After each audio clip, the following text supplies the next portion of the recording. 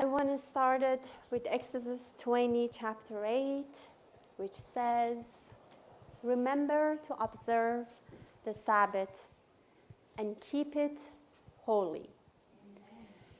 You have 6 days in a week to do your ordinary work, but the seventh day is the Sabbath day of rest, dedicated to the Lord, your God. On that day, no one in your household may do any work. That includes you, your sons and daughters, your male and female servant, your livestock, or any foreigner living among you. For in 6 days the Lord made the heaven, the earth, the sea, and everything in it. But in the seventh day he rested. That is why the Lord blessed the Sabbath and kept it and set it apart as holy." So my emphasis is in the holiness of this day. It's not just a rest day. We see the rest day in other nations, whether they are a believer or not. It's also a day of a personal relationship.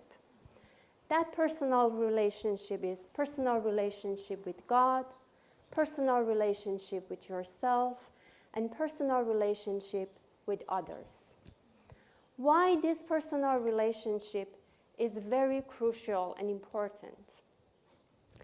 If we remember when God led the Israelis out of Egypt, during the time that they've been wander in the wilderness, during that 40 years, he was providing them with the heavenly food, manna. They were supposed to collect that food only for that day. And if they collect more than that, the next morning, that food was going bad, was rotten, that was unusable. Only on the 6th day, they've been allowed to collect a little bit more, so they have an extra food for the Sabbath. What was the intention of God? He intended to teach us to trust him. So when you trust him, you can obey him. When you obey him, then it means you believe in him. What is make Christianity exclusive from the other religion or belief is that, as we read it on 1 Corinthians chapter 3 to 5, we see the foundation of the Christianity is based on the 3 facts. One is Jesus died for our sin. Second, he buried. And third, he rose again. But believe on these 2. Do you think it makes you a believer? Makes you a Christian? Of course not. There are so many other people that are accepting this fact. These are a historian fact. Even Satan agreed that these 3 elements happened to Jesus. That is why another crucial factor coming to the play, and that is your personal relationship with God. Just imagine one day you're sitting in a coffee shop, enjoying your coffee or tea. All of a sudden, a stranger passing by, sitting in an empty seat, asking you if he or she can take that place. He sits next to you. After a few minutes, you're starting a conversation. What is the topic of these days? Maybe economy. You start talking about economy. It turns out that he's a financial advisor, so he's even an expert. You start talking to one another. He's giving you a very good advice that you're accepting. Wow, that's amazing, of course. But does that make you to go the next day and investing your hard-earning money based on what he told you? Of course not. Why? Because he wasn't a stranger. You didn't know him. You might keep his advice into the consideration and going and doing your own research, or taking that advice to somebody else's, maybe your own financial advisor, and based on that conversation, eventually make a decision Do you want to invest or not? So we see it's even applied in our human relationship. So when you look at the other belief or religion, you see most of these all of these role models are already dead and buried. How can you make a personal relationship with a dead person? How can you talk to the dead person? But in Christianity, we believe he is still alive. So to whom this element happened is the one that I still can talk to, relate to, and become a friend. Jesus in John introduces us as his friend. So the amount of work and effort we put to this relationship, in this friendship, has a direct effect of the amount of our trust we have in him. So when you have a trust, that is when you willingly going to obeying his rule. And you are willing to sacrifice your own life with him.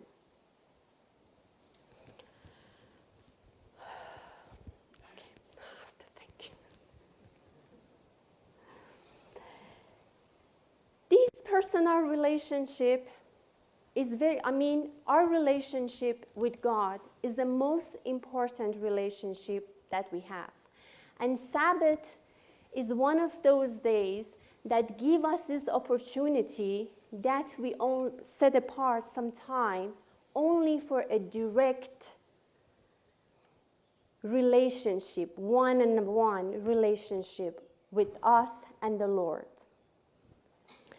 You see, it always happened to us, and I'm sure that happened to everybody, that you're reading one verse that you've been reading it for 10 times, 100 times, and all of a sudden, wow, that verse talks to me differently today. You get a new message. That new message, that wow moment, is a direct indication of where we are standing in our relationship with God at that moment. Otherwise, if you just not believing in him and reading the Bible, of course, there are beautiful words. But does that have any meaning to you if you don't trust him or believe him? The verses like, at the right time, God will provide for your need. At the right time, God will deliver to you. Or at the right time, he will rescue you. These are beautiful words. But if you don't have that intimate relationship and a trust in him, it's basically just a beautiful word. It's not going to affect you. It doesn't have that soothing effect in your life. Now we talk about the timing.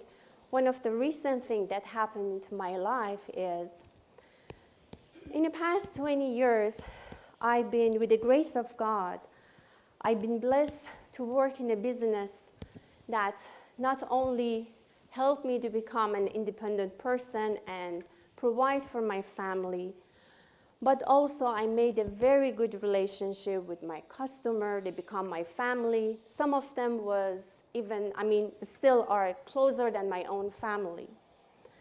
But as I was getting older, because of the stress of job, the long hours I had to put it on, I felt that it's getting too much on my body. So in the last 5 years, that was in my daily conversation with God, that, God, I'm truly blessed. I appreciate because of the opportunity you gave me. But I'm really tired. You see how tired I am. And again, I'm not the type of the person that given up or want to quit. Just please show me a way. How can I get out? Of course, we thought about selling the business.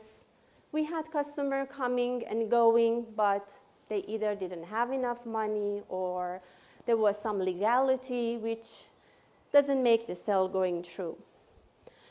About maybe 9 months prior to the event, one night I had a dream that God told me by end of the November, you will be free.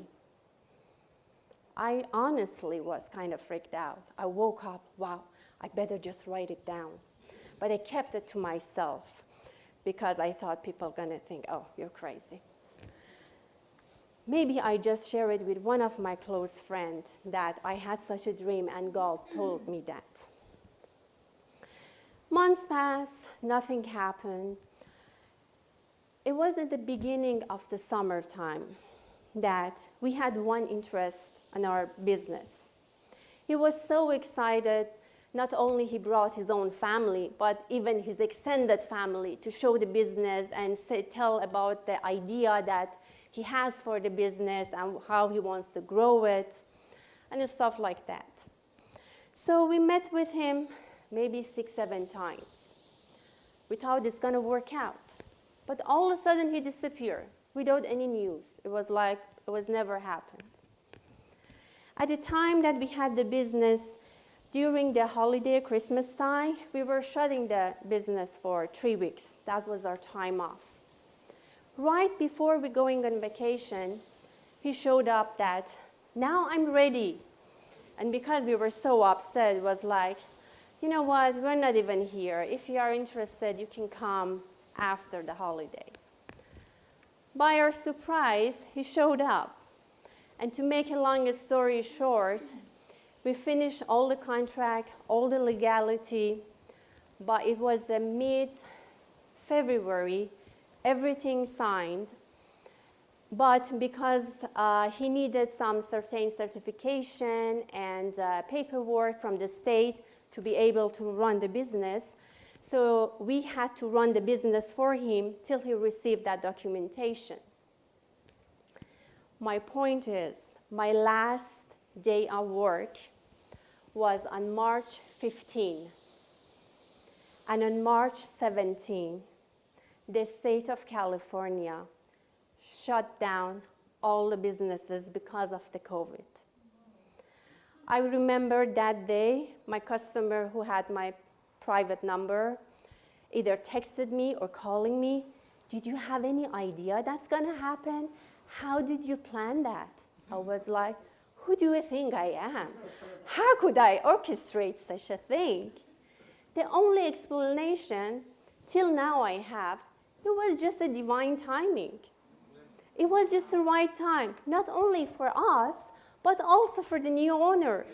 Because the new owner had so many ideas in his head, and he didn't know, should he do all that while he's operating the business, or should he take some time off and doing it, because he wanted to do it by himself. So God made a decision for him too. Now everything's shut down, you have all the time to yourself, you can do whatever renovation you want to do. You know, my point is, when you look at another religion, you see they are just have to obeying a certain rule mechanically. And sadly, they never have, their work is never being by walking in the right side of the God.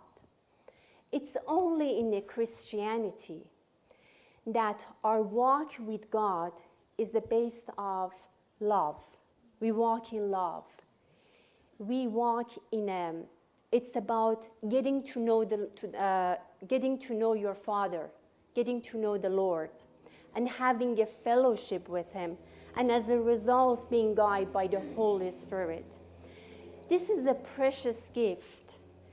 Just please don't take it lightly. Thank you.